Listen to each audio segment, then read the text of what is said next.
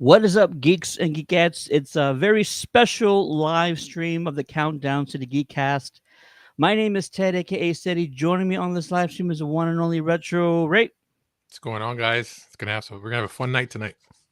Absolutely. We have a very special guest for you all. He is a writer, director, actor, and he's also a very prolific stuntman. And you might have caught him on the what was voted the best video game adaptation at this year's Video Game Awards Fallout series. And he was also the stunt double for everyone's favorite brutal clown, Art from Terrifier 3. Please make some noise for Bobby McFarlane. What's going on, Bobby? Hey, how's it going? I sound so much cooler in your intro. Thank you so much for being here.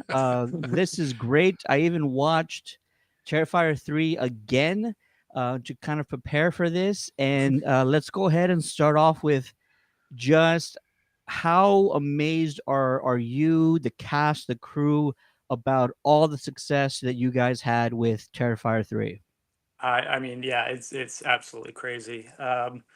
It even while we were filming it, we kind of there was a lot of discussion on set about like this is going to be successful. Like that they were pretty confident in how good everything was coming out. And I mean, I was most of my time on set was towards the end of filming, so that they already knew how good a lot of their content already was going into that. So there was a lot of confidence of like, yeah, this is going to be big, and but I don't think anyone expected it to be remotely as big as it was. They're like, this is going to be way bigger than the last two, but I don't think anyone expected it to be this much bigger than the last two. And I think, you know, you even see in the forums and everything like that, people being shocked at like just how big the takeoff was, the opening weekend, like beating out Joker and becoming Wild. it's the highest grossing NC-17 movie of all time. Like, Jesus. Yeah. And the fan base is just crazy. Like in a good way. It's really interesting to be a part of this and see a fan base that is so excited and supportive of the creators and even just the IP. So Yeah, it's fantastic. You guys, I heard some wild stories in preparing for this interview because I mean I've watched the movie a few times now, but I didn't pay attention to the stories that were happening around the world. I believe it's France. No one under the age of 18, I believe, is allowed to yeah, see it. It's like completely banned. yeah, In several countries, there's reports of people passing out. There's reports of people just kind of projectile vomiting while watching this movie. It is bonkers. Some of the stories that you're hearing about this, yeah, and yet it's still like a massive commercial success. It's found its sort of niche and it's found its audience, and I feel like there's no end in sight now because of just how big and how much story was incorporated into Terrifier 3. And the thing that we love to do here is we love talking to directors and actors, but like for Terrifier 3, this is such a film that is supported by an incredible stunt group, an incredible special effects team, the makeup, the prosthetics, everything in this movie is like second to none. yeah. And it's just incredible. I've never seen, and I probably know, I probably will never see anybody get chopped up by a chainsaw in real life. But I imagine that I will not be shocked because of the way Terrifier 3 just handled everything, Yeah. just like wonderfully. It's absolutely remarkable. Again, congrats to you guys, all the success. It's absolutely massive. If you're in the chat right now, and if you have a question for Bobby about the experience, about any of the scenes or anything he's allowed to talk about, go ahead and throw your questions in the chat. Israel, longtime follower of ours, already see you in there, sir. Welcome, welcome. He says, I bought a Terrifier 3 when it was on digital. I bought the advanced tickets. The day tickets went on sale, and I can't wait to see the extra 10 minutes. added to the rat scene. Yes, for those of you who don't already know, and we can make sure we remind folks at the end of this interview, but Terrifier 3 is coming back to theaters because you got to see it on Christmas Eve. Who wouldn't want to see that on Christmas Eve? So catch Terrifier 3 one more time on Christmas Eve. I believe it's only the 24th, but it might be the 24th Yep. and 25th. Yeah, I saw also just the 24th, but who knows? So again, throw your questions in the chat, and we'll get through as many of those as possible. Ray, let's go ahead and start with you, man. What do you got for Bobby? Okay, Bobby. I mean, your career, even before Terrifier, is phenomenal. Guys, if you don't follow him on Instagram, go check him out. He has a great scene that he did on FBI where he takes a headshot, falls back. Crazy scene. But we were talking behind the scenes. Where did you realize you wanted? Was it acting first and then the stunt came after that, or which one was it first? It definitely wasn't that. I actually, I mean, I wanted to be a stunt man from a very young age. Wow. When I was, I mean, before I was even a teenager, I was obsessed with Jackie Chan. I grew up with Jackie Oh, Chan's nice. movies.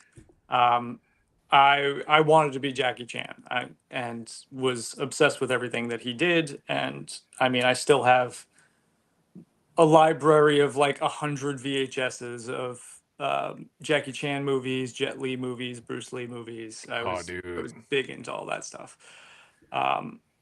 So I was really uh, into that when I was young, and I started training martial arts way back then. I am older than I look. I so um, I really got into martial arts because I wanted to be a stuntman, but then sort of kind of just continued in martial arts for martial arts and didn't really think I'd ever become a stuntman. That was just never in the forefront of my mind again from like after, a childhood dream. It actually really, I guess the real reason I got into martial arts was less to be a stuntman and more to be a fight choreographer. Oh, Um, nice. I really wanted to do martial arts and become a fight choreographer, and later learned that you basically have to become a stuntman to become a fight choreographer, usually. Um, but yeah, so I was really into Jackie Chan, and then I got into martial arts, and then I started doing parkour before it kind of blew up in the Oh, mainstream, wow. because I was trying to do the parkour moves that Jackie Chan was doing, which was significantly before David Bell, the creator of parkour, like coined parkour. Um, so I started parkour in the early 2000s. Wow. And I started, I started martial arts in 95. Um, so I'm 30 years in. It paid off. Yep. Um, and yeah, so I basically was a martial artist. I been to Japan. I trained with the grandmaster of my martial art there. I've been to Japan 5 different trips for Wow. strictly training. Was doing like 3 or 4 classes a day and just running my body ragged for like a few weeks to a month at a time. And was pretty much just obsessed with martial arts. I mean, when I say obsessed, I mean obsessed. I've trained in 15 different arts. Whoa. Wow. My Yeah, gosh. and I'm a 10th degree black belt. So Mind um, blown, man. Do not and mess with Bobby. you can kind of see behind me, like I'm surrounded by weapons. Oh, I've dang. trained in like every weapon that you could probably name, most likely, um, and gotten decent at most of them. Um, but yeah, so I was very obsessed. Literally just training day in day out for years and years on end. I owned a dojo for 15 years and was a head instructor of that. Um, Closed it down about a year ago, but yeah. Wow. I, That's I Oh, cool. got to ask you because you were the second guy I've talked to who credits Jackie Chan for getting them into stunt work. mm, So let me ask you: was it one specific movie that you recall that sort of started this trajectory for you, or what um, kind of group of films was it that really just like blew your mind and you just automatically knew I got to do this? yeah. The movie that was the first one that was big for me was Who Am I? Mm, Um, that is my, I think that's still my favorite Jackie Chan. Um, it's kind of a toss up between Who Am I and Rumble in the Bronx. Rumble, Um, Yes, baby, yeah. yeah. dude. um, but yeah, I mean, I think the first few that I watched were that Jackie Chan First Strike, Yeah, um, the second Drunken Master, of course. All those movies I was obsessed with. he's Yeah. great, man. He's Yeah, great. yeah, Rumble was it for me. I saw that one, and at the time, it was like nothing else that ever came before it was like that. yeah. It was so like revolutionary.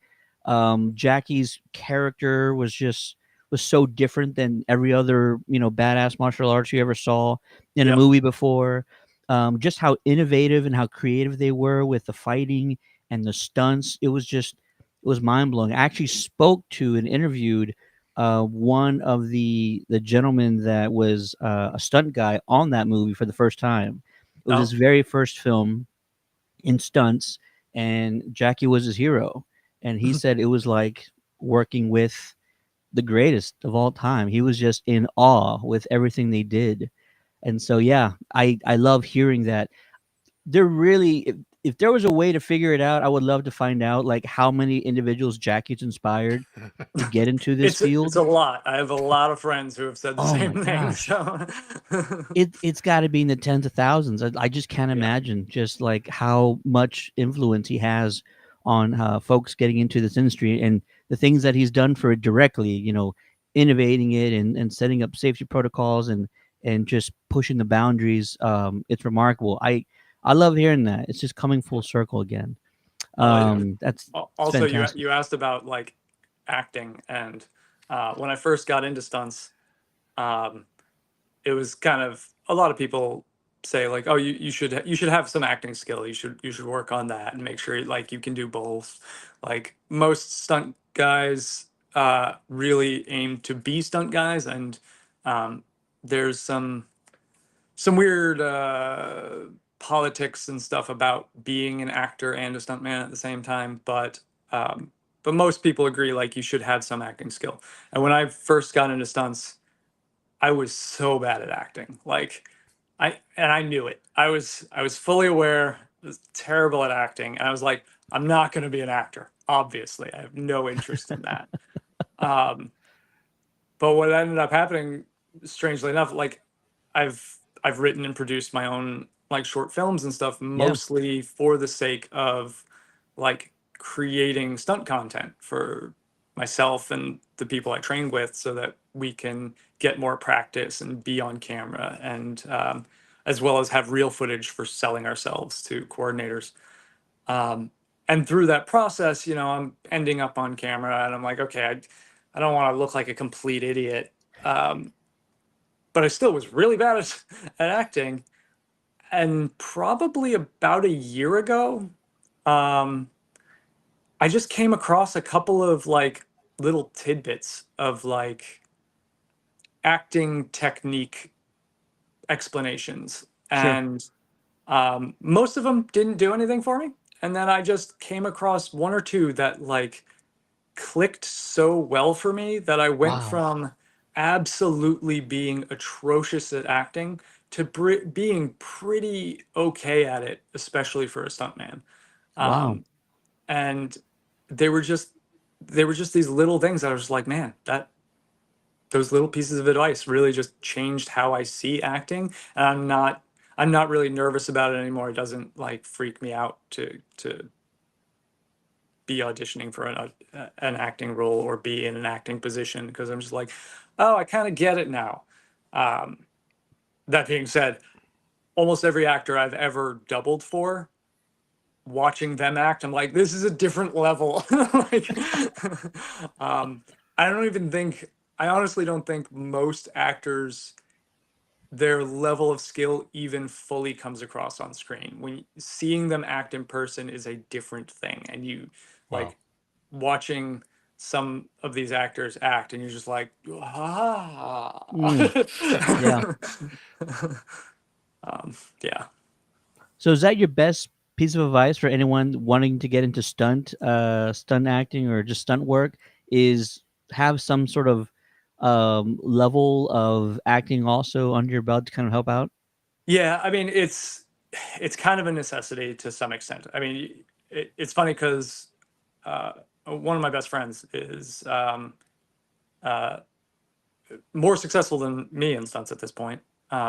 We started around the same time, but um, he jokingly says and points out that he is an atrocious actor, Wow.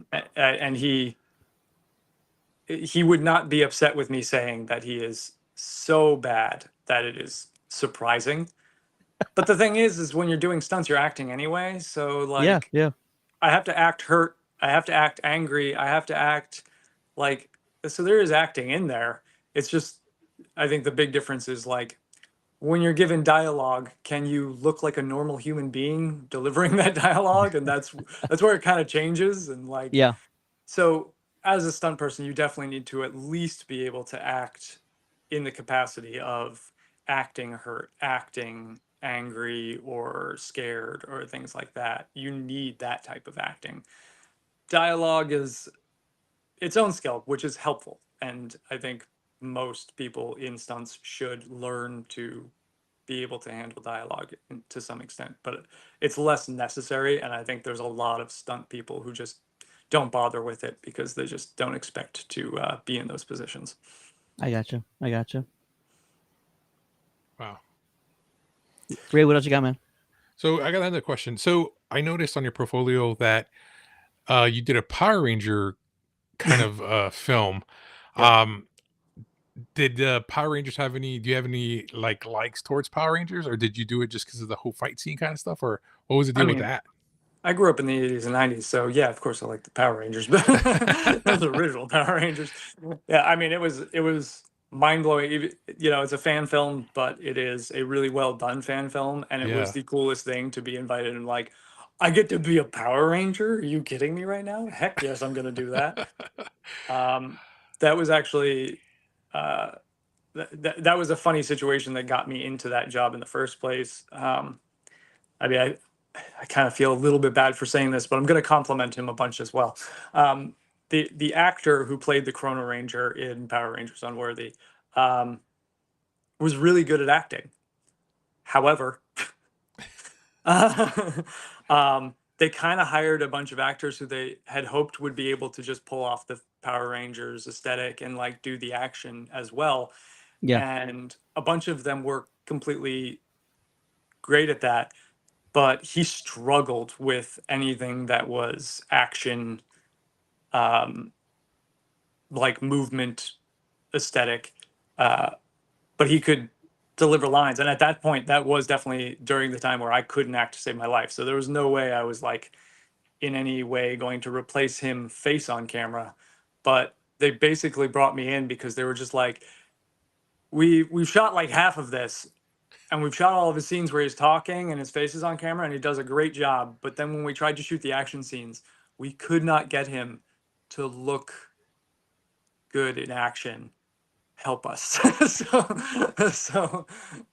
So that's why I got hired for that, which was a funny way to get hired for it. But he's actually gone on to be very successful, especially in a lot of voice acting. He's also, I I was talking to him or messaging back and forth with him recently that he's been on a bunch of commercials, so he keeps popping up on my computer. I'm like, oh god, it's you. Um, but he does a lot of voice acting now, and he's doing really well with that. But yeah, he was great at acting, but the physicality. I mean, that is part of what stunt work is that actors are really expected to do the emotional acting. Yeah.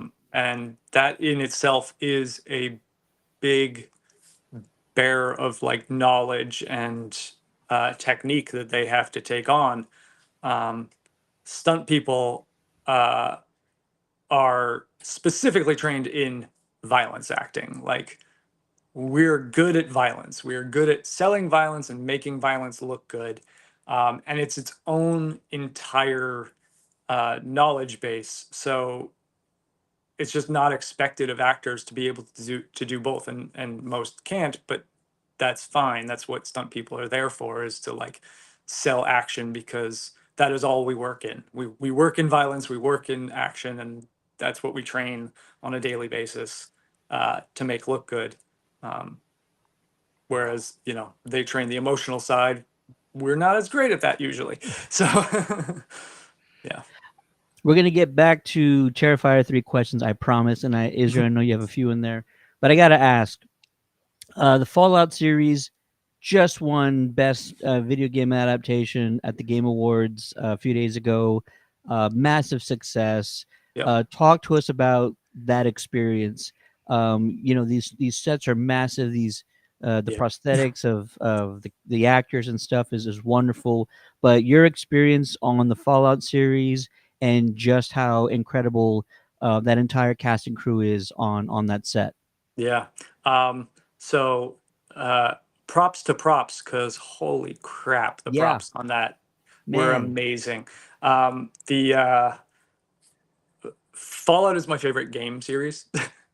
So I was already a huge fan, and then that came to it was filmed in uh, New York and New Jersey, and I was just like, please, I have to end up on this. Um, and lucky for me, you know, the coordinators knew who I was at least a little bit and gave me a chance on it. And but also the fight choreographer on there is a friend of mine, um, and he did incredible work on there.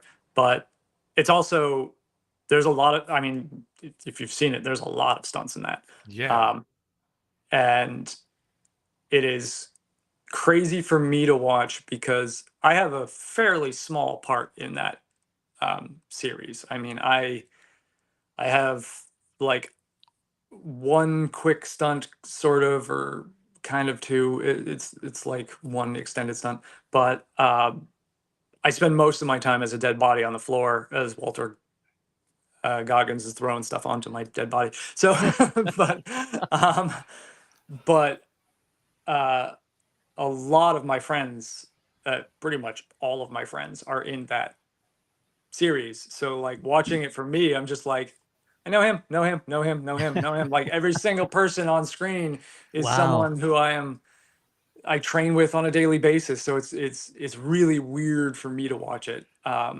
And they have some crazy stunts that they got to do, and it is amazing to watch. Yeah, so it was such a pleasure to get to be a part of that, and also get to see my friends do so many cool things. um, and I that love it. the series came out, I mean, things I shouldn't say, it came out better than I ever expected. There were a lot of issues on set that a lot of us were worried that it wasn't going to pan out, but man, they really pulled it off, and it's impressive. Yeah. Um, yeah. Yeah, definitely. I Also gotta ask walking you. onto the set, because I was in the scene that is in the grocery store. Okay. I don't know if you've played Fallout, but in Fallout 3, uh, one of the first locations you go to after you come out of the vault is the Super Duper Mart, and you go into that store. They made the Super Duper Mart based off of that location. It was the craziest thing ever to walk into Wow. a very accurate physical depiction of that entire grocery store. They took an abandoned grocery store and perfectly modeled that Super Duper Mart. What's insane is, in the show, you don't see 90% of the set dressing that was Yeah. there. but they built everything. The entire like map Wow. of that store that was in the game is there, and I'm just like Wow. walking around like, oh my god, I'm in the real thing. um, That's so yeah, cool. God, I love that for you. That's so great, especially because it's your favorite game franchise, and you get to like live it and walk onto it. I yeah, can't it was imagine, amazing. doing that for any games that I love and stuff. It would just be remarkable. I got to ask you, we're just the general audience, and we watch movies and comic book movies and action movies, and it's hard to tell a lot of times, what's a really big or really complicated stunt because with the use of Accurate. special effects and blue screen and green screen, you kind of don't get to always determine what took a lot of effort and what does not. Is there anything in the last like year or a few years that in the stunt community is just like, wow, you guys really pulled that off, or wow, that was a very complicated, massive stunt, and everyone sort of in that community, respects that group for pulling something that dangerous or that big off? Yeah, I mean, there's a lot of those. The word gets around really fast in the stunt community. It's not huge. I I don't remember the exact numbers, but it's somewhere around. There's only like 3,000 stunt people in the country. So Wow. it's, Wow. yeah. So, and even that feels like a bigger number than it feels like experiencing it. So like Yeah. it's very deeply interconnected, and word travels fast, and we all like we try to like most of us follow each other on social media, so when someone's on set, they post on set stuff. Like I see it long before it ever ends up on TV, so I'll be watching a show and I'm like, oh, I've seen this scene. Oh, I know, I saw the behind the scenes of this.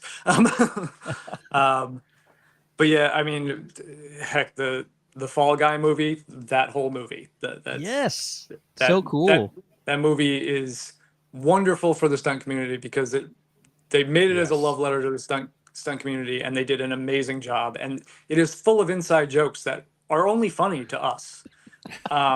And we're like, I can't believe you wrote this into the script and we're willing to put this on like a full-blown movie when no one's getting this but these 3,000 people. Like, no one's getting this joke. um I went to see that movie with like 25 or 30 other stunt people, and we were just clustered in the middle of the theater. And of course, there's lots of other people in the theater who are not stunt people, but we are just cracking up at points where no one else in the theater has any clue why we're laughing. Um, Oh, it's fantastic. so yeah, I mean that movie's incredible. But yeah, It was there's fun. so many big movies that we all know, like the big stunts that happened in them. Unfortunately, we also, the dark side of that is we also usually know the things that happened behind the scenes that were mistakes, and Oh we know man. about injuries that happened on set that never make it to the public. True. So yeah, like there's that also happens. So Yikes. um, yeah, yeah. That's great. Is Tom Cruise as well respected in the stunt community as like the general public is led to believe? Yeah, probably more so. I mean, he's very much willing to do his own stunts and really fights to do his own stunts, and has paid the price multiple times. I mean, that that rooftop scene where he jumps the gap and misses it, and he broke his leg. Um, Yeah. uh, but legitimately, he has the power, being like an executive producer on some of these things, where like most things they just won't let the star, even if they're willing to do their own stunts. It's they can't do it. They can't do it for insurance reasons. They can't do it for cost reasons. If that star gets injured, what are they going to do? They can't move on with production. If you shut down production, it is tens of thousands or hundreds of thousands of dollars a day that they lose when the star is injured. Yeah. And he literally is just like, "Hey, I'm paying for it. So if I get injured, we're going to stop production, and I am going to pay out of pocket for the time that I'm injured." And that's how he approaches it, and that's why he's allowed to do his own stunts. Wow. Um, Wow.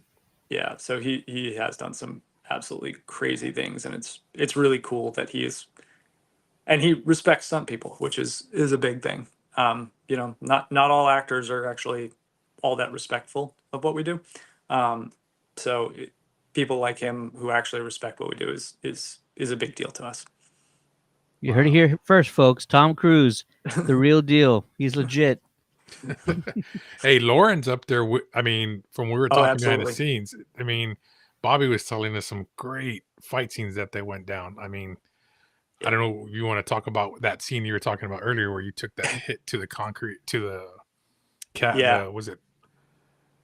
Yeah. So I was talking about that. Lauren is kind of like Tom Cruise, where she's one of those people who like, I do a lot of my own stunts, and in her case, she's not lying. I mean, there are lots of actors who say they do their own stunts, and it's like, you do like a couple of your own stunts because they were safe.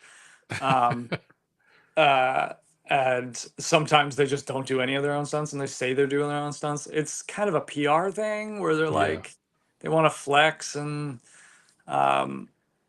you know, the audience likes it when the actor does their own stunts, but it's not always true. But Lauren's one of those people who has said she, you know, when she says, I get to do most of my own stunts, she's not lying. She does like 90% of her own stunts. And then the other 10% are the things where they're like, we can't risk you getting injured and shutting down production, so we're gonna let Jenna do these. So Jenna Helmuth is her stunt double for the Terrifier movies. So Jenna does the things that are like the big hard hitting stunts, like when I, as Art the Clown, throw her over the couch and through the glass table. Yeah. That was a big stunt. I don't even think that. I mean, it looks awesome in the movie, but I don't think it really hits home like how big of a hit that was. The couch was higher than a normal couch, and it was wider than a normal couch. So I like, as I grabbed her, I actually had to like lock my fingers into, like, I basically did like a gi grip, like jujitsu, into her pant leg, and then I was helping as she went for that jump. I helped her lift up higher, and she got a good 4 feet in the air, and I helped turn her sideways and throw her so that she would get enough height distance, and then she just, you know, bam, explode through that table, and that's a hard hit. And Jenna's just, she's a beast. She she just took it, was just like, good, like, all right. But yeah, so like the bigger ones like that, I throw her over the dining room table as well. She goes over the table and to the floor. Yeah. And then there's the body slam, where In the kitchen, right? Yeah, in the kitchen, where I bite Like her side or Lauren's hip. stomach. Yeah. I've cut her stomach open, and I turn and bite her stomach, and then lift her up. I didn't know. So when this was choreographed, the original, I think it was originally written in the script that I overpower her and tackle her. I shouldn't say Art the Clown overpowers Sienna and tackles her. And then Drew, the coordinator, came up with the idea of like, oh, maybe you should just like, rather than tackling her, like full body, like lift her and drop her. I misinterpreted lift her to lift her. Oh. So there was a bit of a loss of translation there, and I don't think anyone was expecting when we did it the first time. And they were like, okay, so he lifts her and drops her. And the first time was with Lauren, and they're like, we're not doing the drop, we're just doing the lift. And on the first take, I turn, I bite her stomach, and when I lift her, her feet hit the ceiling. Oh my God. Because I lifted her up to my own head height. And they call cut, and they're like, whoa, okay, that's not, but yeah, let's do that. So I was like, oh, that's not what we were supposed to be doing. They're like, nope, but we're going with it. That's awesome. And then of course Lauren's like, great, now I have to take that wreck from that high instead of like sorry. She's like, well, it'll be cooler, so I'll take it. Um, but yeah, so Lauren did that, but most of actually all of the rest of the fight is absolutely Lauren taking all of that. She does all of the fighting. Wow. When we go through the scenes, it's basically, and this is actually pretty common on a lot of movies where sometimes the stunt double is there to coach. Mm. So even when Jenna's not doing the stunts, she's there to help coach. So like as we go through the choreo, I might be doing the choreo with Lauren, but if something's not really selling right and doesn't look quite right on camera, Jenna will step in and be like, okay, so I'll go through the choreo. She'll go through the choreo and she'll show like, as you do this, make sure you like have this position on your arm and make sure you're like moving your body like this. And she'll coach her through how to really sell things in a more dynamic stunt way. And then another thing stunt people do a lot is sometimes it's just a matter of you can't expect the actors to have the athleticism that we build up. So sometimes it is just the stunt people will be doing the scene over and over again so that camera can get ready for it, so that they can know where the action is going to move to, and they can figure out how they need to move their cameras, and they can get their focus all set up and everything. And then so stunts will do the fight like 5 times just while camera's figuring it out for rehearsal. And then they're like, okay, now the actor can step in and they won't be exhausted from doing it 5 times when they don't like do as much athletic activity. So sometimes we're just there to like drain our bodies so that they don't have to get drained and they can just do the scene fresh. Wow. Not all So that's heroes wear another- capes, folks. And then sometimes we're there for insurance. It happens actually quite a lot where I've been hired on things where they're just like, yeah, you're probably not going to end up on camera at any point. It's just we have to have you here so that the actor, when they say, I want to do the stunt, they can be like, cool, you can do it. But just to be clear, you have a stuntman standing right there. You don't have to do this. You're choosing to do it. Right. So that if the actor then, hurts themselves or gets uncomfortable in the scene, they can't be like, they put me in this uncomfortable situation. No, we didn't. We had a stunt guy standing there ready to do it. So Wow. that is actually a lot of stunt work. We have some days where we just show up to set and we're like, yep, this is my job. Just stand here and just be the insurance policy. Wow. We have man. Israel, one of our biggest fans here. He wants to know how brutal was the rat scene. So Jesus Christ. you're on set. They're probably doing multiple takes or It different was angles, and you're witnessing horrific. everything. Like, what is that experience like trying to put a scene like that together? Oh man, that scene was fucked up. I mean, wow. You saw what was in the movie. It was worse. I mean, everyone on set while filming that, like every take was just like, ah, ooh, ooh, that's messed up. And I mean that is famously like a lot of people have talked about. That's the scene that um,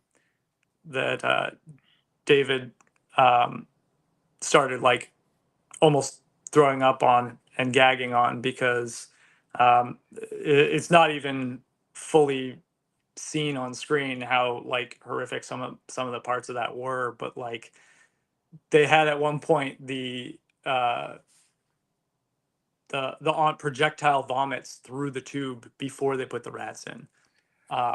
So like there was a lot of like vomit, and the vomit smelled bad, and Oh. it's also just really gross looking and really realistic.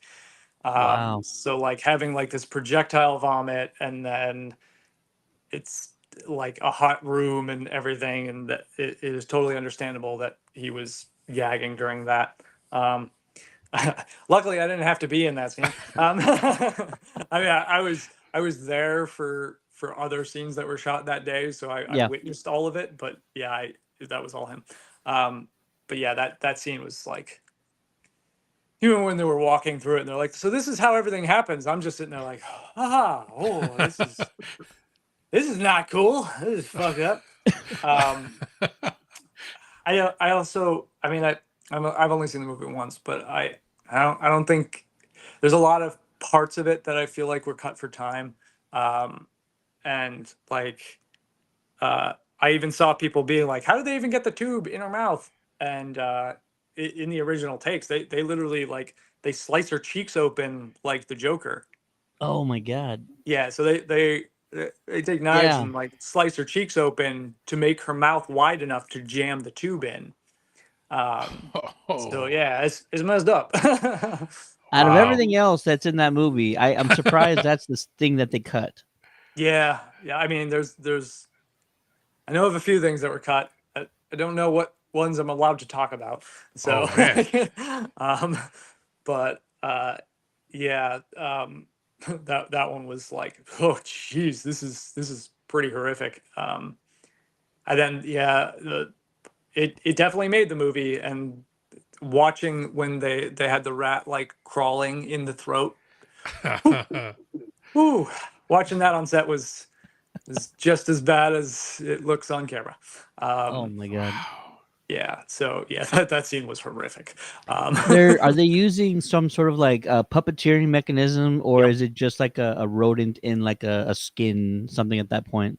Yeah, so they had real rodents on set for parts of that scene. They had them actually like being brought out and put into the tube, but then of course we don't put animals in actual danger, so then they Yep, yep. like switch them out. Um, but there was a one of the special effects guys was also puppeteering from behind, and he literally had his hand, I think it was like through the back of the prosthetic, and was like moving the throat. um yeah, it was jeez, it was, the scene was rough. So I how love much of that hearing. was go ahead. No, no, you go ahead, Ray. No, no, I was just gonna ask, so pretty much a majority of it's all practical too. Any of it is green Oh screen yeah. at all? No, there's no green screen. There was no green screen whatsoever in anything I was involved in, so Wow. nothing in that scene. Um, uh, I c- Again, there's things I don't know if I can talk about. Yeah, we get it. We get it. Damien has some absolutely brilliant. I mean, I'm sure it's both him and the VFX artists, but they have some absolutely brilliant methodologies for how they make the things more real, and it's like getting to see them work. These are things I've never seen on any set before, and Wow. I've been on a fair share. So, uh, but they have some really cool tricks that they use in order to make things more real, but it is largely practical. Even the things they use VFX in, they're just doing it practically in multiple ways and then stitching the practicals together. So Mm, yeah, so it Wow. is largely practical. I gotcha. Talk to us about some behind the scenes stuff, especially in that just final act. Multiple, like how many body dummies you have for just that one rat scene? There's like a dozen of those because you're gonna need backups just in case to kind of reshoot things, or how does it work No, out? no, Really? no. It's one of those like a lot of those are kind of high stress because they when they're setting those up, they have maybe one dummy or two dummies at most, Oh. and they're just like, okay, we gotta plan this out, and we have to be meticulous, and we have to get it right the first time. We cannot Wow. Oh. afford like, so they have very few resets. So most of those scenes that involve anything that's like going to damage a dummy, they get one or two takes. That's it. They Wow. have to do it right the first time. Uh, so they plan around that. They work out like which scenes do they have resets for? Which scenes do they not have resets for? If they have resets, then yeah, they'll do it multiple times until they get the absolute perfect shot. If they don't, they're just like, all right, we're going to get the best thing we can out of this. And then we'll use it if we can use it. And if we can't use it, we'll have to just like come up with some new idea. Yeah. So yeah, those are, and that's actually not uncommon in a lot of movies where like I've been on huge budget movies where even those they're like, we have one reset, don't fuck it up. It's real stressful a lot for stunts especially. Very often, I think it's kind of shared by the special effects team. We very often are put in a situation where they're like, hey, you're going through this big breakable object, but we only have one of them or two of them. So you better do all of your stunts perfectly the first time, because you mess this up, you've fucked us over on $50,000 of equipment. Oh, Yeah, I mean, it is actually probably one of the things that I love about stunts the most is the high pressure in a lot of stunts. A lot of times you're under like extremely strict parameters and pressure of like you have to do it like this. It's got to be perfect. You got to nail all of these marks, and they have to be here, here, and here, and here, and you have to hit all of them. And if you mess up any of them, you've screwed up this shot, and we now have to shoot around it. And also, you have to keep yourself from dying, and don't break a bone, don't get a concussion, don't ruin no yourself pressure. because you need to work tomorrow. Like, yeah, it's the pressure is one of the things that really, I mean, it's also what makes a good stunt person is like, Sure. can you deal with pressure? We have people who wash out of stunt training all the time, and the reason they wash out is very often because they may love the idea of doing stunts, but then when put under that pressure, they just can't deliver under pressure. It's actually why almost all stunt people, uh, sorry to all you stunt people who don't want to be outed right now. Almost all stunt people have ADHD. It is Oh, dang. extremely common. Um, and the reason why is because ADHD is like, it is shown that people with ADHD have a tendency to have better crisis management. So Wow. Wow. during our normal lives, we have issues coping with basic tasks because of the way that our brain is wired. But when we get put in a high stress situation, people with ADHD tend to think faster, and like time slows down and you get like really locked in and you have increased capability. Whereas people without ADHD, when they get into a high stress situation, tend to freeze up and panic and don't really perform better, they perform worse. Most people with ADHD perform better under pressure. It's just, it's one of the few good things about ADHD. But yeah, so it is one of the things that really makes a good stunt person is the ability to work well under pressure. Wow, that's crazy. I've never been diagnosed, but you pretty much just solidified that for me. I am 100% certified with ADHD because, Yeah. yeah, throughout my education and even things that after that, jobs and whatnot, I only liked performing under pressure. Yep. I always felt like it was something that the drive or I needed the motivation. So, yeah, Yep. the under pressure stuff makes 1,000% sense. Yeah. That is wild. Crunch time. Just for my own little peace of mind, on like a final scene, the final act of Terrifier 3, about how would you estimate how much like fake blood is used throughout that entire like final act So in that much, house? so much fake blood. It's so some actors and some stunt people have trouble with prosthetics. So like you've seen Art the Clown, if you've seen any of like the makeup they do, your full face is prosthetics. I have no issue with prosthetics. Like they don't, and I've told people to this, and they're like, really? Like like you put me in the wrong sweater, I'm uncomfortable. Uh, I'm ADHD autistic. I'm like I've been diagnosed with that. So with autism, I don't like jeans, and like certain sweaters are super uncomfortable. But if you're paying me, I guess I'll wear it. Yeah. But prosthetics literally don't phase me at all. I just couldn't care less. Doesn't bother me. I don't even Wow. notice that they're there.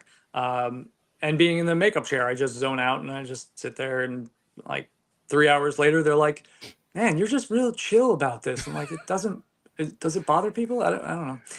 However, one of the most uncomfortable parts of that scene was the fake blood of like between parts of that scene. As it gets more bloody and there's more blood involved, they're just saturating your clothing in blood.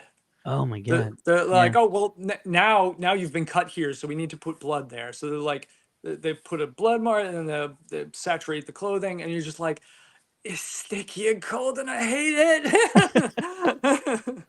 But yeah, there's so much fake blood on set, and like your gloves are saturated in it. Like the costume saturated. They're putting the fake blood on your face, and like, there's so much fake blood. And they literally just have freaking gallons of it around set.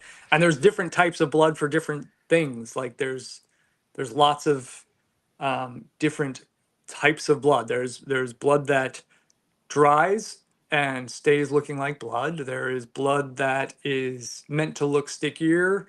There is blood that is safe to be in your mouth. There is blood that is safe to be on your skin. There is blood that will wash out of clothing, and blood that will not wash out of clothing. They're like, Did not know that. yeah. So they Wow. have like there's a lot of blood on set. I just had to ask because yeah, Yeah. I think of the resets that you guys probably had some of those, and then just all the shots, and yeah, Yeah.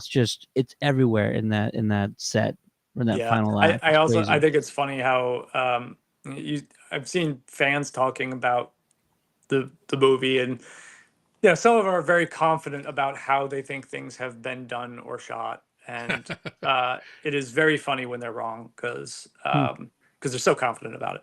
Like because people they think a lot more is VFX than it is.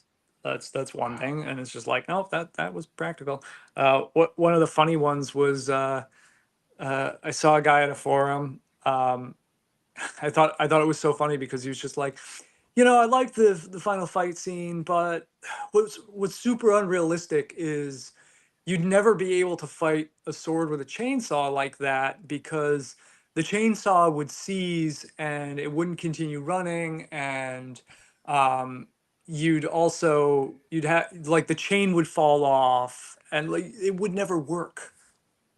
And I kind of lurk in these forums a little bit, and sometimes we'll interact with people, and I just jumped in on that one, and I was just like, I'm pretty sure it would work with a real chainsaw, because that was a real chainsaw. We did it with a real chainsaw. It did not seize. The chain did not come off in that scene. No, that's real, and it works. All the scenes with a chainsaw. It's a chainsaw. It's they they ground the blades off so Yeah. that it would be safe if it touched Ah, skin. Mm. But it is a chainsaw. And Yeah. actually, one of the more difficult things in that fight was how much attention I had to constantly pay to. I can't let the chainsaw get too close to Lauren's head, because if it oh, touched her hair, it would just pull. It would grab a bunch of hair and pull Oh it my through. God. Oh my God. so Yeah. so that was a its own stress factor, as well as like not hitting a $100,000 camera with a chainsaw would be a great idea. Yeah. Um, wow. so I had some moments in there where I had to come crazy close. Like there were swings of that chainsaw that came within 4 inches of camera lens, um, Oh, and I had to do it with power and still sell all that like energy without actually, taking a chainsaw to a expensive camera lens. So it's Do just you part of the have a lot job. of experience with a chainsaw, or is this kind of like your first time Oh no, I have working plenty of with it in experience a with a scene. chainsaw. I've clear cut land, and I have experience with so many weird things that would shock people. I grew up in Maine. I helped my father clear cut over an acre of land Wow. Wow. to build a house, and then I built the house with him. So like Yeah. I've built a house. I've like Not too many people yeah. can say that. Yeah, so it was funny because like getting on set and they were like, "Okay, do you have any experience with a chainsaw?" I was like, I've used a chainsaw plenty, and there were some points where they were like, they'd have a problem with the chainsaw, and they're like, "Oh, we don't know how to fix this." I was like, "I know how to fix this," and like I take out some tools and I actually like repaired the chainsaw on set at one point because I just know how to repair chainsaws. So they're like, "This Wow. is so useful that you happen to know this." Yeah. Oh wow. Yeah. You saved production, Bobby. You saved production. Look at that. So I got one question, Bobby. With Yep. you had mentioned going back when you were fighting Lauren that you had told her, "Let's make this shot real." That one shot you talked about, Yeah. and because she's small, you didn't think Yeah. she could outpower you, and So she sold it.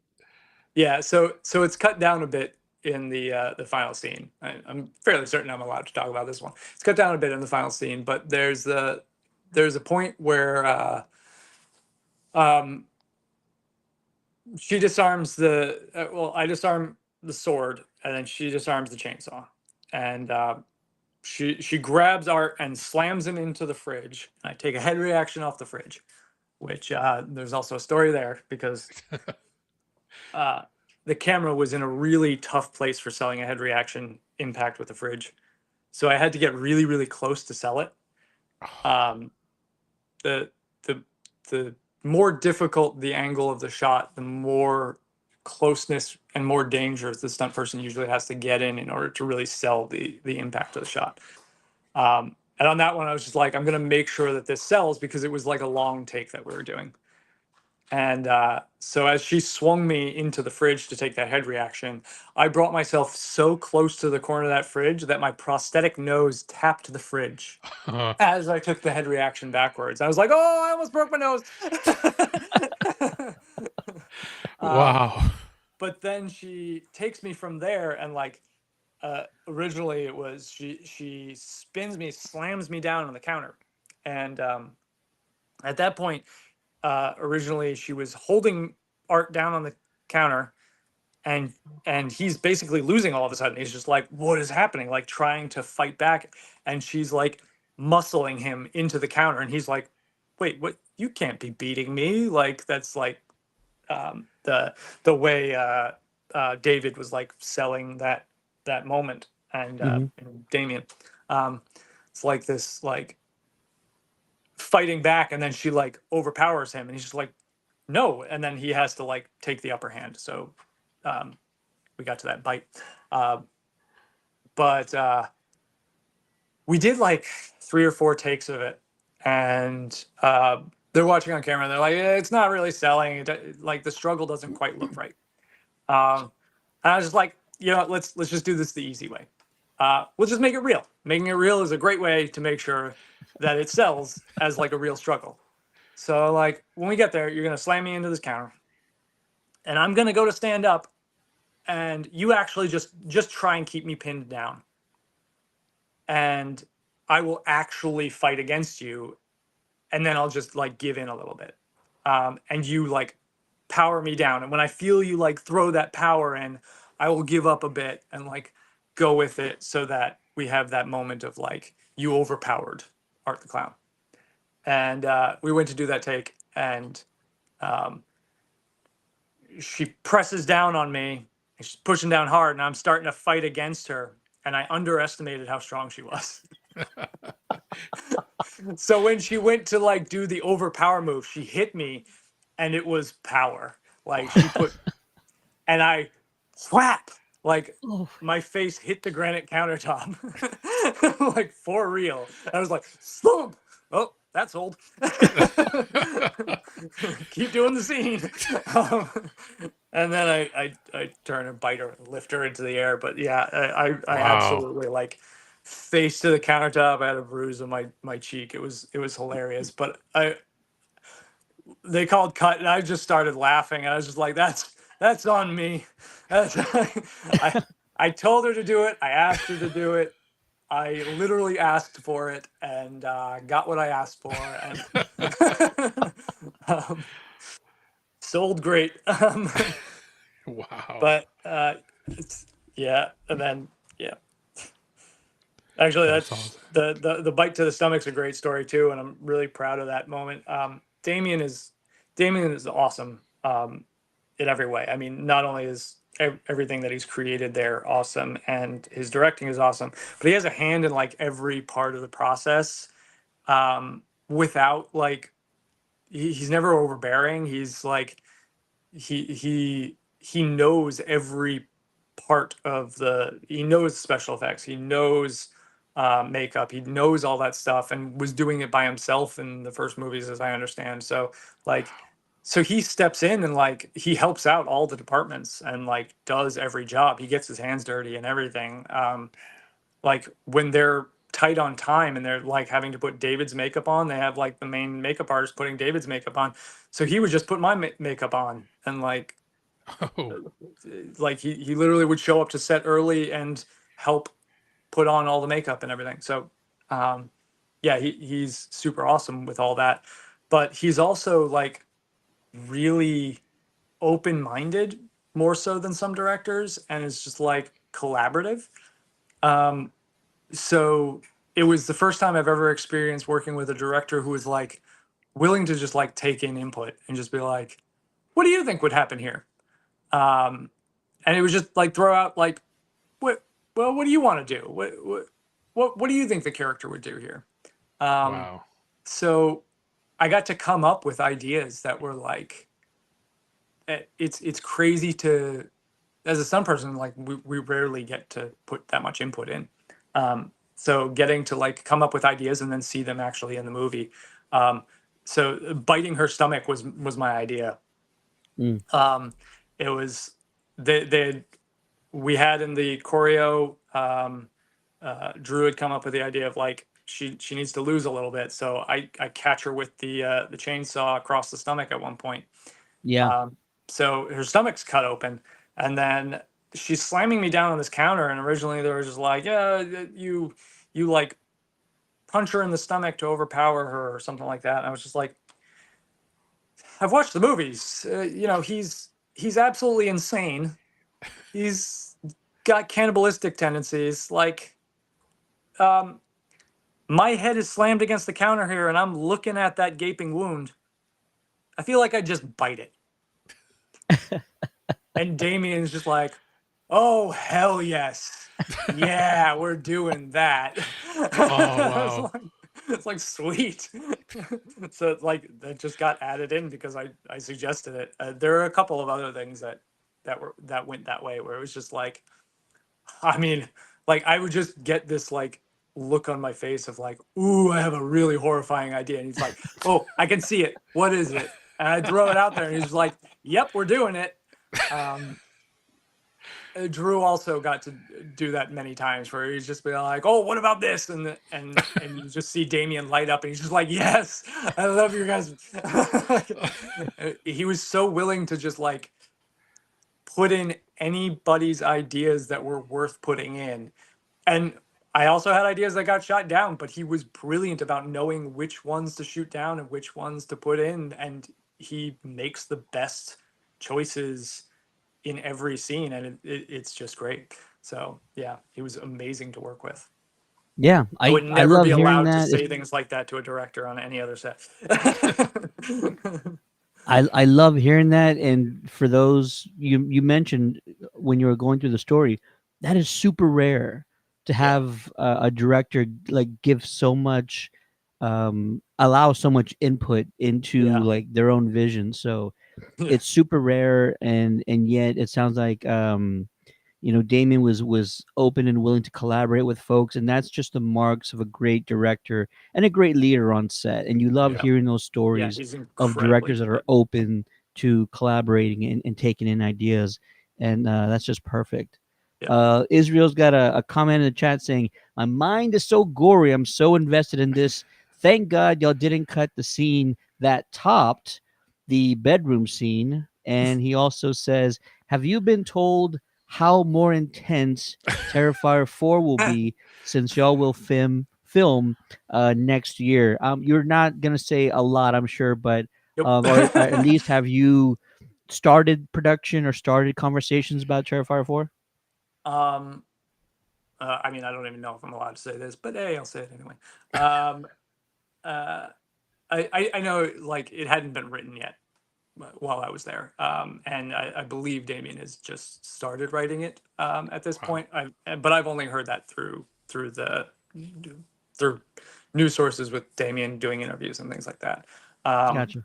I I hope it comes to fruition. You know, counting my chickens before they hatch is not usually a good idea in stunts, but while I was on set, Damien actually had said to Drew, the coordinator, like he was happy enough with my performance that he's like, we're gonna need him back for Terrifier 4, just so you know. so, so I'm Oh, that's really awesome. hoping that comes to fruition. But um, yeah, it was an amazing time, and I really hope to be part of the next movie. But yeah. Well, I think you're a Damien, shoo-in, not only because you did great work, but also because you're very handy with chainsaws and you can fix them Yeah. in a bind. I feel Yeah. like you got a leg up on everybody else just because of your experience and your skill set. Yeah. Israel also he's a big horror fan, and he also asked this question. He says, "If I may ask, how does someone attempt to get a role to be in Terrifier 4?" I think Bobby's already mentioned a few things. Get into some stunt work, learn some martial arts, take some acting classes. But uh, Bobby, what else would you recommend for anyone who would love to be on a project like a Terrifier film going forward? I mean, yeah, that it's a it's a hard question. Hmm. One of my training uh, colleagues is also a huge fan of Terrifier, and um, when he found out that I was going to be on it, and afterwards, he has asked me so many times, like, "How do I get on the next movie?" I'm like, Come on, man, I don't know. I'm not the person to ask for that." Um, I mean, if you want to get into this business, I don't recommend it. I I love my job. Um, it's a tough business to get into right now, especially. But yeah, if you wanted to get into the business, it's a big it's a lot of work. It's a lot of getting the right connections and approaching things in a very professional way. And I mean, it's hard because if you're getting into the business because you're a fan of the business, that's tough because you have to not act like a fan. You have to act like a professional. You have to build the skills that make people want you there, not come across as a overzealous um, fan who's just trying to be part of the fandom. And a lot of people actually fail at that in stunt work and acting and background work. They they come in too hot and they're just like, I know I can do this because I have the chutzpah to do it. And then they come in and they're like, "Oh my god, I love you so much!" As soon as they get on set, and they're like, "Okay, we need you to just step off to the side." um, yeah. That's that's hilarious. crazy. You have you ever? I mean, you talked about you're a fan of the Fallout video game franchise before you participated on that series. Are there any other franchises out there that you actually would aspire to be a part of? You got all the big comic book ones. You got the Star Wars universe out there. Anything Uh, like that you've considered? I mean, I take what I'm given. Mm, I don't. Uh, it feels unrealistic to aspire or aim for anything at this point. One of the ones I'd like to be a part of, mainly just because it's really suited to me, mm. is Walking Dead. I haven't had a chance to work on it yet, and pretty much everyone around me in the stunt community is just like, "Why aren't you working on Walking Dead?" I'm like, I don't make the decisions. The coordinator probably just doesn't know who I am, and he's hiring people he knows already. But Walking Dead needs stunt people who are skinny. Yep, Uh, yep. they need skinny, lanky people to play walkers who can take stunts. So like I've had so many people be like, "Why are you not on this? You're like one of the skinniest stunt people." I'm just like, I don't know, man. I want to, but there's nothing I can Well, do about it. you It's could not take in a my headshot. control. Yeah, yeah, I can take a headshot. Yeah, I mean, I, uh, I really try not to um, aim to be on things because it's yeah. I mean, that's just going to lead to disappointment. I take any role I can get, and I've loved working on the things I've worked on. It's just yeah. I'm just going with the flow. Yeah. Nice. Well, I'm gonna send some good vibes your way, and I love the Walking Dead franchise. Mm, I've actually visited Sonoy, where they filmed Woodsbury and Alexandria, and yeah. it's a it's a very special sort of place that they kind of set up their HQ and all that. So it's a fantastic franchise. It's still going. And I feel like you could be a stunt double for a few of the cast members they've had in the past. So I yeah, I really I hope don't that know if works any of out them for are you. tall enough. Yeah, I mean, the number of times that I'm like, I watch a lot of movies and TV, and when I see action, I'm just like, I'm very often looking for the guy. I'm like, oh, he's tall and skinny enough. Look up the actor, like, what's his height and weight? Hey, I could double him. And There you a go. lot of those There you actors I've go. ended up doubling. Um, so I, I'm like the only, I'm one of very, very few. I really am the only person my height and weight in Northeast for stunts. Mm, So uh, when there is an actor my height and weight, I'm kind of the only choice unless they want to go a little bit outside of the height and weight. And there's a couple of guys who get those jobs. There's a couple of there's one guy in particular who's like a significantly more skilled stunt person than I am. He's he's been in the industry longer and is just like athletically incredible. And but he's an inch shorter than me and like 20 or 30 pounds heavier than me. But he and I like get a lot of the same roles. And if he has to like bail on a job, they'll hire me for it. So I like mm. get all his hand me downs, and I love getting his I hand me gotcha. downs because like it's also nice because when he gets a job over me, I'm like, yeah, you good choice. You're like, he's better than me. I can't fault you. I can't fault you for taking him over me. Uh, You're not even mad about it. yeah, I can't even be mad about it. Uh, yeah, like I've had one or two jobs where I've lost to someone who is more connected, but I don't feel like they really have the same skill set as me, and I'm just like, that sucks, that hurts. But he's just like, yeah, you take that job. Um, I get a lot of the jobs I get from him. He's redheaded, so like they go to hire him, and then the hair and makeup person is just like, we want someone with darker hair. I'm not usually Mm. blonde. I'm blonde for a movie I just did, um, but I have like nearly black hair, and so a couple of times hair and makeup has just been like, no, we need someone with darker hair, so they replace him with me, and that's the only, like I get jobs from him because I have dark hair, and he's redheaded, and they just wanted dark hair. Um, but Wow. yeah. I gotcha. I gotcha. Well, Ray, what else you got, man? No, one of the things because you brought up Walking Dead, and I just wanted to ask one question was with the talks of the reboot of Return of the Living Dead. Um, is that something? I mean, it's not Walking Dead, but would you want to play a zombie in that type of franchise? I'll play a zombie in anything. I've played a zombie 3 different productions at this point in my career.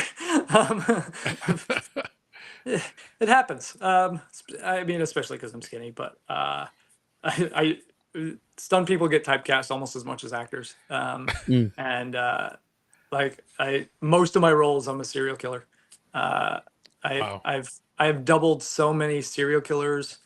I've doubled a bunch of rapists, which like that feels good to be typecast as. If, but uh, but it, like one of my best friends, he every job that he gets that is stunts almost is he's a skinhead or a neo-Nazi. I never get neo-Nazi. I'm serial killer. He gets neo-Nazi.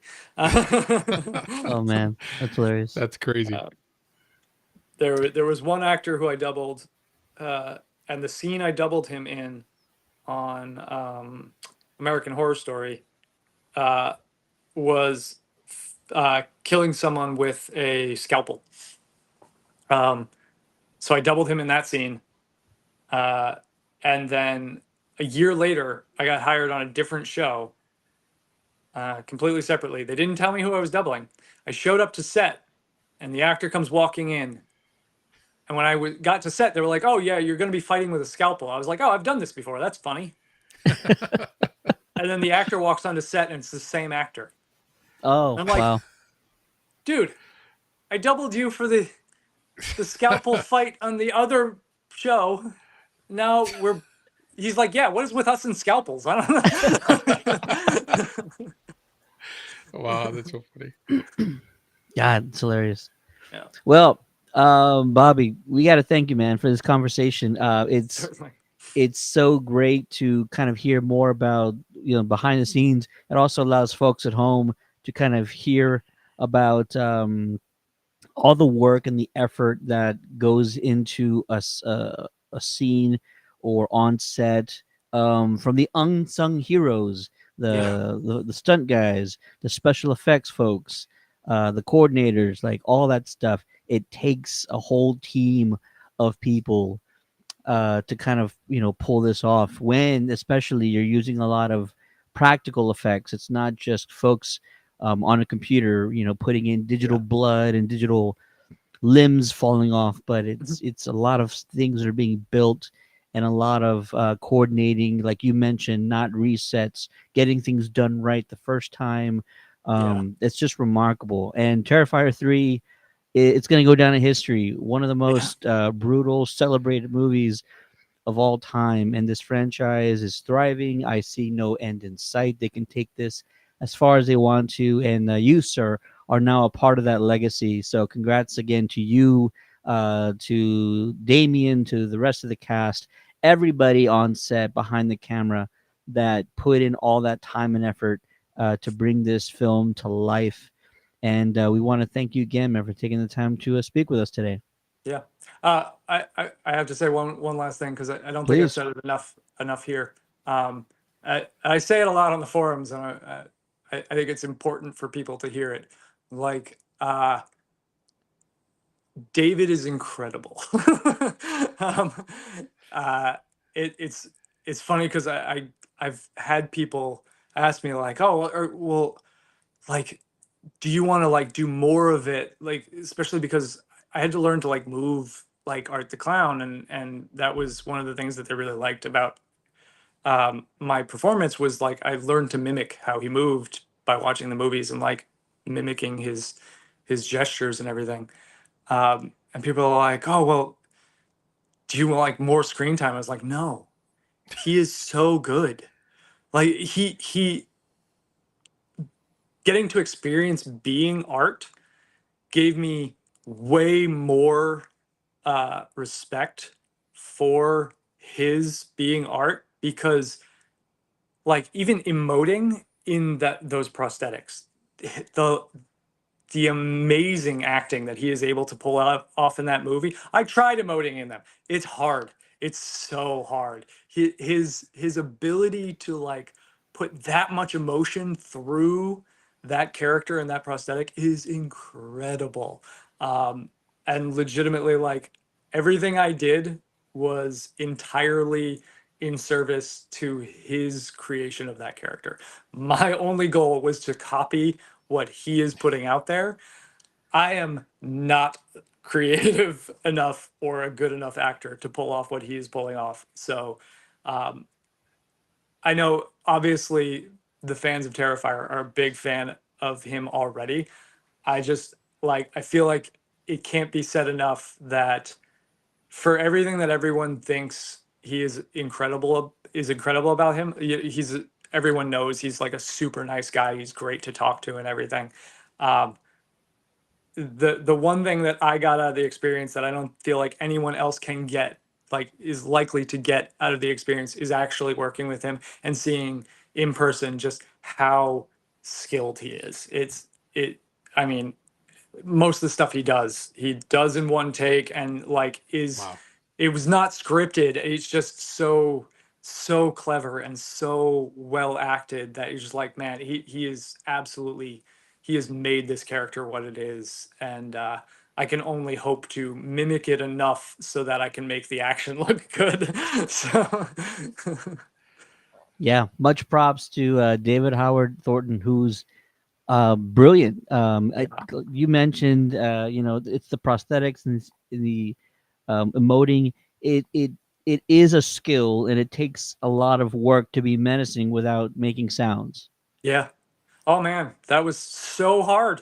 Yeah, Oh, doing a fight scene without making sounds. Do you know how many times they had to be like, you keep grunting? And I'm like, I'm sorry. I grunt while I fight. That's how we fight. I'm trying to give audibles so they know when I'm swinging, but they're like, art's silent. You can't make noises. I'm like, I'm trying. A bunch of yeah. people thought that. A bunch of people think that I or David made a noise when Sienna grabbed Art's balls, which was, yes, those are my balls. We're not. She's the one who grunted. She grunts as she grabs and twists. So that sound is coming out of her. We did not shriek. He stays silent. He is mute. There you go. But You heard it here, folks. It was not art. it was not art. Let's get that clear. Let's get the rumors out there. Let's put those It was to a rest weird already. scene to shoot. I can imagine. Oh, that's hilarious. Yeah. Yeah. Props again to David and you for doing all that extra work. You're taking the time to try and mimic and keep, his sort of style and everything that he put into it, keep it alive. So you are an extension of David in that regard. And it gets lost on the audience sometimes, how difficult Yep. it is to be this Absolutely. character, not making any noise, but still come off terrifying and Yeah. menacing without making any sounds. It's absolutely a skill, and it's a challenge, and you guys definitely stepped up to it and made it work. Bobby, thanks for all this time. Absolutely wonderful speaking to you. We learned too. so much, and we cannot wait to see what's next for you. I know you got some things that you're working on that are pretty major. So we're not going to make any announcements today, but let's just say you're going to be seeing Bobby really soon in some major projects. So can't wait to talk to you about those when those drop, man. Thanks again for Absolutely. doing this. Yeah, thank you. And for all you folks out there, be sure to follow Bobby McFarlane on social media. Bobby, where can people find you on Insta?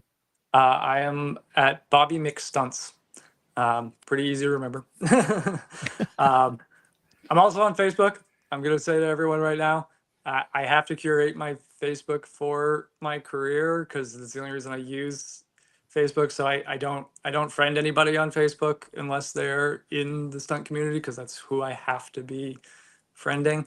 But I absolutely I'm on Instagram, and I respond to most messages on there. So if people have questions or anything, I'm pretty happy to chat with people and things like that. So Absolutely.